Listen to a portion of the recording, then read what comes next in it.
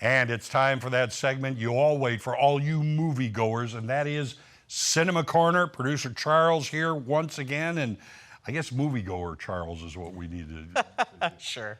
What do you have for us this time? Okay, little light this week at the box office, new-wise. Right. One of the big ones that came out was Americana, which I talked about last week. Yes. But then our other bigger one that came out this week is Nobody 2. Odenkirk's movie. Yes. Okay. So Bob Odenkirk, he's back as former lethal assassin Hutch Mansell as he takes the whole family on a much-needed vacation.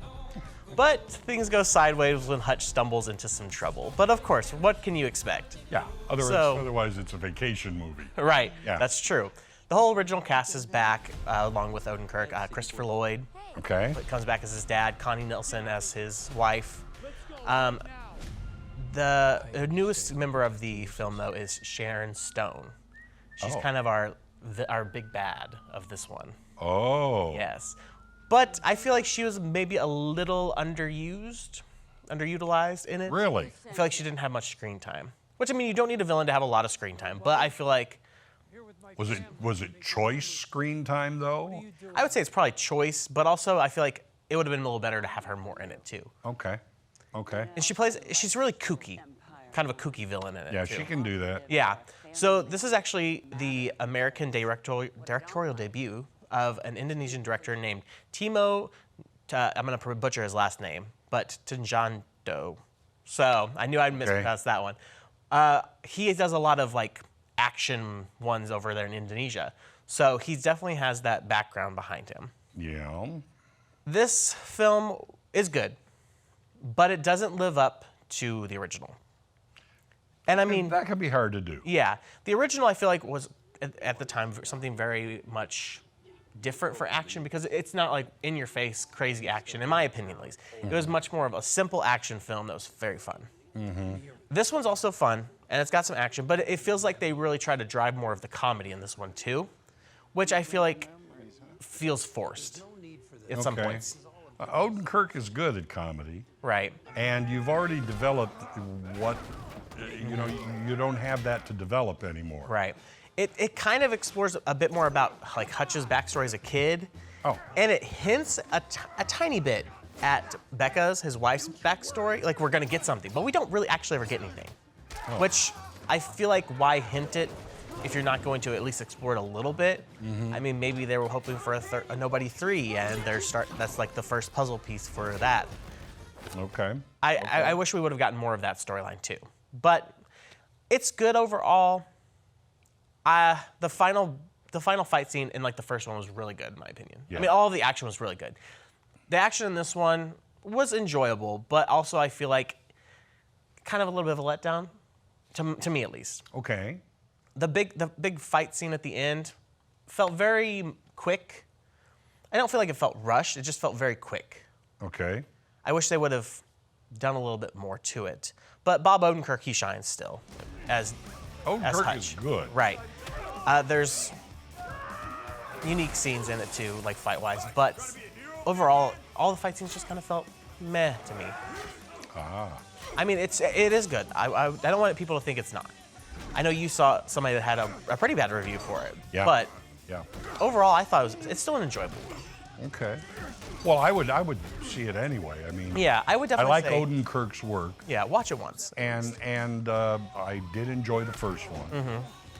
But there's a whole period of developing, of pushing him to that limit. Yeah. And I don't know if you can do that now. Everybody knows, okay, underneath this family man persona is a volcano. Yeah, that's true. So you wait for it in a different way. Yeah, that's true. I will say you do get to see a little bit more of the family in this one, which I thought was nice. Okay. The first one, they're pretty minor characters, Yes. Yeah. You get to see more, especially more of Becca and the kids. It's also, family vacation, you got to have a little bit more of them all. Christopher Lloyd's also still a very minor role, just like the first one. But, I love Christopher Lloyd. Right, he's great. I mean, he's so funny. Like I said, it's a good one. It's an enjoyable one overall. Okay. I would say at least watch it once, especially if you watched the first one and you enjoyed it. All right. So far it's made a worldwide 14.1 million, and I couldn't find the budget, so not sure where that's at currently. 14.1 million sounds like a good amount of money. I mean, I would agree with that. Yes. Unless it costs 24 million, then maybe not. Right. That is true. But But the stars got paid probably. oh, absolutely. They're probably the first ones to get paid. For the most part. Right. For the most part. What would you do? I mean, do you assign it any kind of stars or I gave it a 3 out of 5. 3 out of 5? The first one I gave a 4 out of 5. So, I mean, it's still an enjoyable film. A 3 is about my mid rating. You know, Okay. would I watch it again? Probably not. But Okay. I would say watch it once. It's a movie. It's a movie, yes. All right. All right. Put it in the middle of the road. Yes. So that's what we had new for the box office this week with Americana. So far, our box office rankings. There's a lot of good ones in theaters. Yeah. Taking our number 1 spot for this week is Weapons. Okay. So good. Highly recommend you go watch that one. Then also another good one for the family. Number 2, Freakier Friday. Jamie Lee Curtis, Lindsay Lohan, super funny. Yeah. These kind of having a little staying power on the list. Yeah. And then in number 3 is Nobody 2, taking that spot. And then number That's not bad. right. And then holding the number 4, funny enough, is the Fantastic Four. Okay. And then number 5, another one for the family, The Bad Guys 2. So, good ones a lot of good ones in theaters. But coming this weekend also to theaters, I'm kind of excited for this one. This one's called Honey Don't. It's got Margaret Qualley, Aubrey Plaza, and Chris Evans in it. So I'm very excited to. Okay. Yeah, Chris Evans plays like a preacher, but like not like a good preacher. Okay. I could see that. Yeah. So I'm excited for that one. Then also we have Splitsville with Dakota Johnson. Uh-huh. It's kind of an interesting relationship dynamic one. And then we have the second of a Chinese animated film. This is Naza 2. Okay. I've heard great things about the first one. I haven't watched it yet, but it looks really, really good. You're gonna watch the first I'm going to one? watch the first one before this next one right. comes out. Then also we have Relay, which I've heard some good things about that one too. But now if you want to stay home and watch something, we've got some coming to the streaming. Yeah.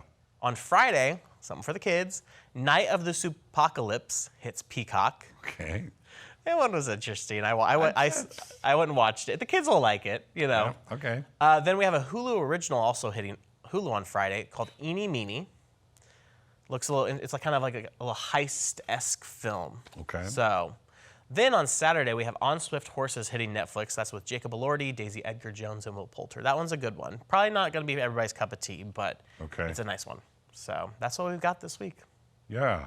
Yeah. And I mean, they already have these first runs that are, boom, hitting rent or own. Yeah. It's amazing how quickly it's happening. Yeah. Superman is the one that. Yeah, it's caught my crazy attention. how quickly things are coming to streaming and just to rent and own anymore. They need to put a pause on that.